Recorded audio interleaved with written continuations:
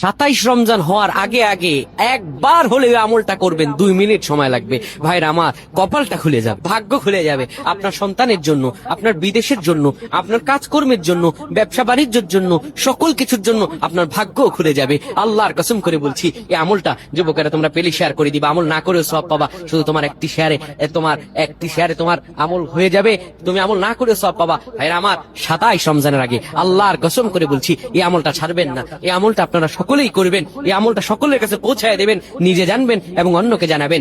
যত মানুষ বিপদগ্রস্ত আছেন, যত অভাবে আছেন, বিদেশে থেকে দেশে আসতে পারতেছেন না, বিদেশ যেতে পারতেছেন না, বিপদের উপর বিপদ লেগে আছে, 27 রমজান হওয়ার আগে আমলটা করেন। 2 মিনিট সময় লাগবে, বেশি না।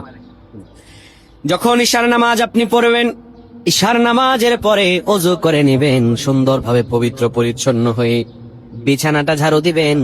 বিছানার ভিতরে এরপরে আপনি শোয়ার আগে সুন্দর করে আপনি ঘুমানোর আগে পড়বেন, ইয়া মালিকু